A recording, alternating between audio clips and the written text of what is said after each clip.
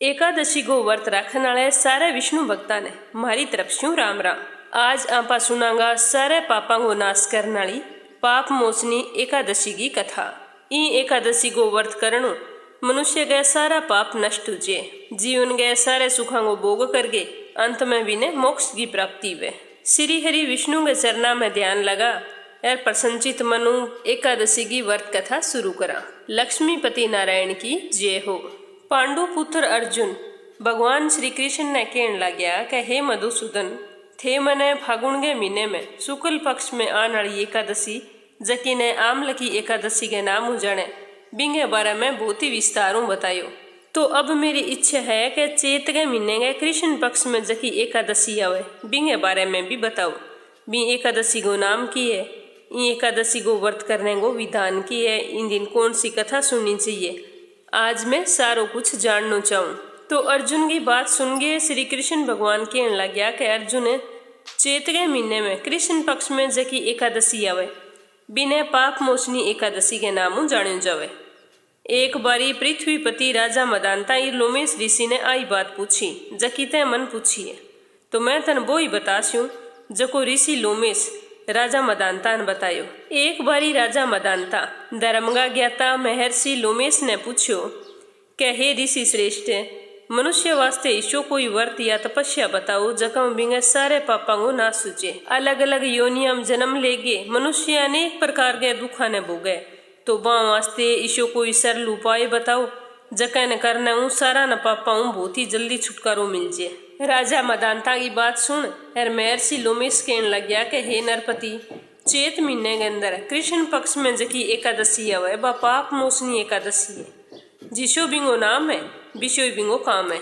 Bingo व्रत करणु मनुष्य का सारा पाप नष्ट हो जाए। आज मैं थाने ई व्रत की कथा सुनाऊं, तो थे ध्यान लगा के सुनियो। पुराने समय की बात है कि चैत्रथ नाम को एक वन उनतो बिंग माँ अप्सरा किन्नरांग सागे विहार करती। बठे को मौसम हमेशा ही सुहावनो रेंतो, इया लाग तो जाने बसंत ऋतु आएड़ी है। जगह जगह फूल खिलेड़ा, चारा कानी खूब हरियाली होती, फूलों की अच्छी अच्छी खुशबू आती रहती। तो बठे गंधर्व कन्या विहार करती एर कदी कदी देवेंद्र देवता वांग सागे बठे अंता क्रीड़ा करता। बी वन के अंदर ही मेधावी नाम को एक ऋषि हो जको 54 ऋषि को बेटो, वो शिव जी की तपस्या में लीन रहतो, भगवान भोलेनाथ को पक्को भक्त हो।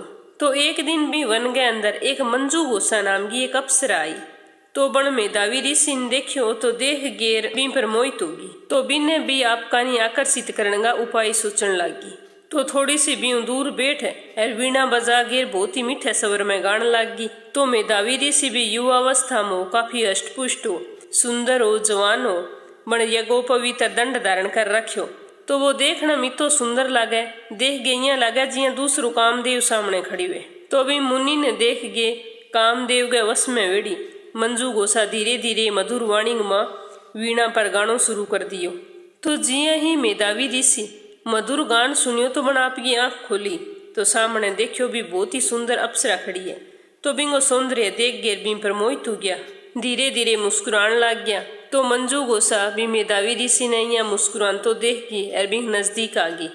बाद में भी ऋषि नाप गए सागे लियो और वन में उठ गई। अब वो महर्षि मेधावी तो बस बिंग रूप नहीं देखे, शिव की भक्ति तो भूल गयो और काम के वश में उगे बिंग सागे रमण करने लग गयो। अब बिंग वही तो रूप और सौंदर्य देख गए मुनि तो दिन रात को कोई ज्ञान कौन रहे हो। बिंगे सागे रमण करता करता बहुत समय बीत गयो। तो मंजू गोसा देख गेर मुनि कहने लगी कि ऋषिवर, मने अठाएड़ी ने बहुत समय बीत गयो और अब थे मने स्वर्ग जान की इजाजत देव। तो अप्सरा की बात सुन गे ऋषि कहने लग्यो कि हे मोहिनी, तू संध्या तो आई, सुबह तो उड़ दे, सुबह होने पर उठ जाई।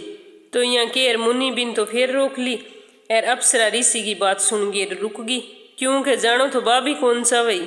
ऋषि गए रोकण का वचन सुन और अप्सरा फिर बिंग सागे रमण करने लगी। यहाँ करता करता दोनों बहुत समय तक सागे रहा।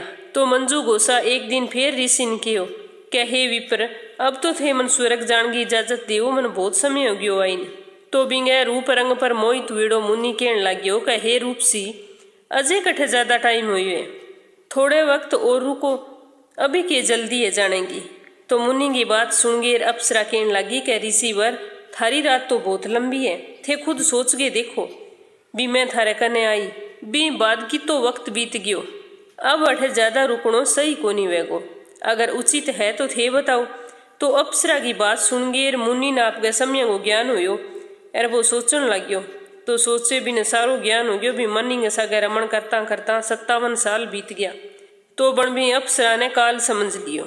भी आई जद मेरी तपस्या भंग हुई, एर मैं 57 साल को भोग विलास में व्यर्थी वक्त बितान लाग रही हूँ। तो वो सोच गिर बिन बहुत ही ज्यादा क्रोध आयो। क्रोध की आग में आग बबूला वेड़ो। भी अप्सरा का नी बकुटी तान गिर देखन लाग गयो। तो गुस्सो ही तो ज्यादा एडो भी बिंगा होठ कांपे बुरी तरिया। देख रहा अप्सरा भी डर गई। इते वो मुनि कहन लाग्यो कि अप्सरा तेरे कारण मेरो तप नष्ट हुई है। मेरे तप ने नष्ट करने वाली दुष्टा महापापिन दुराचारिणी धिक्कार है तेरे पर। तेरी वजह हूँ मेरे जीवन का 57 साल व्यर्थ हो गया, मेरी सारी शिव भक्ति नष्ट होगी। आज मैं तन श्राप देऊं कि तू मेरे श्रापों पिशाचनी बन जे। तो मुनि श्राप देनता ही बाप सरा तो पिशाचनी बन गई। आपको पिशाचनी को रूप देख गिर बहुत ही दुखी हुई। दुखी हुए दीन वसनाम कहन लगी भी हे ऋषिवर थे थारो क्रोध त्याग गे मेरे पर प्रसन्न हुओ, और कृपया करके मन ओ बताओ भी श्राप को निवारण किया हुए को। विद्वाना को तो ओ केड़ हुए भी साधुआं की संगत अच्छो फल देने वाली वह। थारे सागे में इतना साल बिताया फिर मन के अच्छो फल मिलियो। ई वास्ते थे मेरे पर प्रसन्न हुओ, श्राप मुक्त उनको मन इलाज बताओ। नहीं तो लोग देखेगा तो कहेगा भी एक पुण्य आत्मा सागे रहने के बाद में भी अप्सरा मंजू गोसा ने पिशाचनी बनना पड़ियो। तो मंजू गोसा की बात सुन गे मुन्नी ने आपके क्रोध पर बहुत ही ज्यादा ग्लैनी महसूस हुई। सागे सोचन लग्यो भी मेरी अपकीर्ति भी उसी। कई देर सोच विचार गेर बाद में वो मुन्नी कहन लग्यो कि मंजू गोसा तय मेरे सागे बहुत बुरो करियो, तन ध्यान को नहीं। मैं शिवजी को बहुत परम भक्त हो, अतः मेरी तपस्या भंग करके 57 साल भोगविलास में बिता दिया। पर फिर भी मैं तनी श्राप हूँ मुक्ति को उपाय बतास्यूं। तू यहाँ करी चेत गए महीने में कृष्ण पक्ष में जकी एकादशी आवे बा पाप मोचनी एकादशी है। अगर तू भी एकादशी को व्रत करे और पूरे श्रद्धा भाव पूजा पाठ करे, एकादशी के सारे नियमों को पालन करे तो तेरी पिशाचनी के देव मुक्ति हुजेगी। तो ऋषि की बात सुन गेर बन पिशाचनी बनेड़ी मंजू गोसा के हो भी मन एकादशी के कोई व्रत विधि के बारे में ध्यान को नहीं। तो मुनि भी ने एकादशी व्रत को सारो विधान समझा दियो और बठू चाल पड़ियो। आपके पापा को प्रायश्चित करने वास्ते वो सीधो आपके पिताजी चमन ऋषि कन गियो। तो बठे जागे आपके पिताजी ने प्रणाम करियो। तो बिन देख गे बिन पिताजी ने बहुत ही आश्चर्य हुआ और कहने लग गया कि बेटा तय ईशो के काम करियो कि तेरा सारा तप नष्ट हो गया, तेरे मुंह पर जको तेज हो वो ही मलिन हो गयो। तो बिंग बेटे मेधावी मुनि शर्म हूँ आपको सिर नीचो कर लियो और कहने लग्यो कि पिताश्री मैं एक अप्सरा रमण करके बहुत बड़ो पाप करियो है, और ई पाप के कारण ही मेरा सारो तेज और मेरा सारा तप नष्ट हो गया।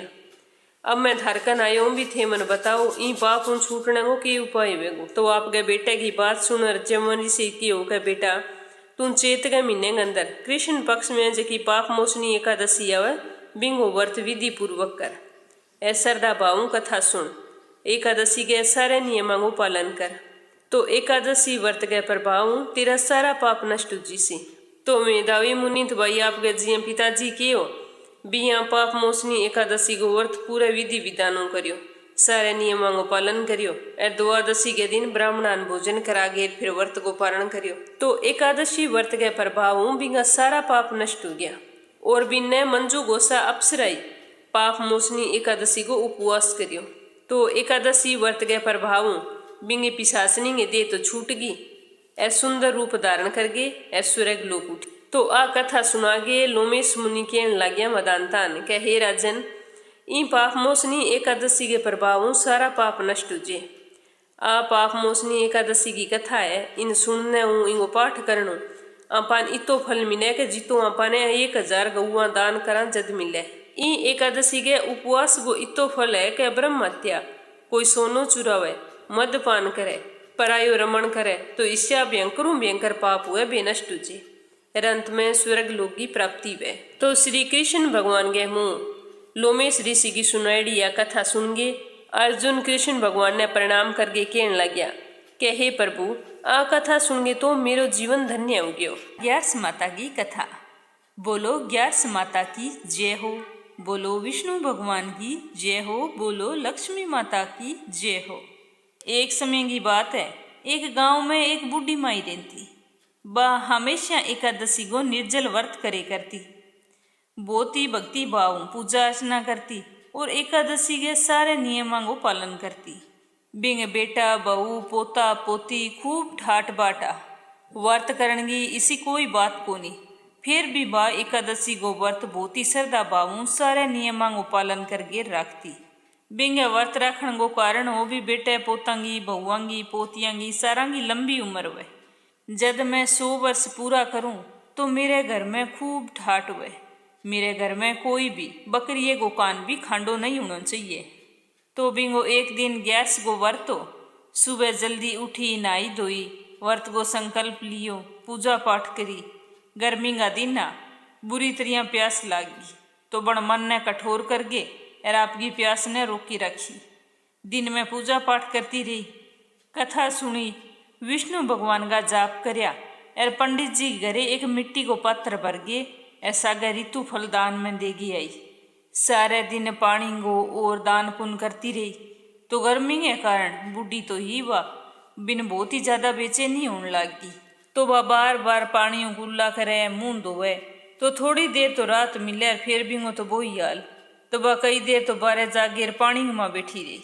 अब गर्मी का दिन ना पानी में बैठे हूँ के हुए बंग तो थोड़ी देर शांति मिले फिर भी तो वही हाल उजे। एक तो बेचारी बूढ़ी और ऊपरों इतनी ज्यादा गर्मी, जिया तिया ओखो सोखो बन दिन तो टिपा लियो। अब सामने पहाड़ बरगी रात, बाब किया निकले। अब सोच सोच गेर बूढ़ी माई तो परेशान होगी, पर बन क्यों भी नियम तो पूरा राख ऊंचाई की ऊंचे। जिया शाम हुई, कई देर भजन कीर्तन मन ही मन करया, ज्यादा देर कौन कर पाई। तो जागे रखटिया पर सोगी, पर बिंग तो मन ने शांति कौन मिले। वह तो बार बार करवटा बदले, कदी बारे जावे कदी अंदर आवे और मन ही मन एकादशी माता ने याद करे कि हे एकादशी माता आज तो थे ही मेरी लाज रखो, आज मन शक्ति देव जकऊ मैं थारे व्रत ने भली भांति पूरो कर सकूं और आ पहाड़ सी रात मैं बिना कोई मुश्किल के निकाल सकूं। अब प्यास के कारण बूढ़ी माई की बेचैनी तो बढ़न लाग रही। तो बण बापड़ी धैर्य रखने की तो बहुत ही कोशिश करी कि नहीं की कौन क्यों चुपचाप माँ बारे कदी बैठ गई कदी सोगी कदी कुरला कर लिया मुंह धो लियो। पर बिंगी तो बिन दिन जमा ही पार कौन पड़न लाग रही। तो बिंग तो सहनशीलता एकदम ही टूट गई।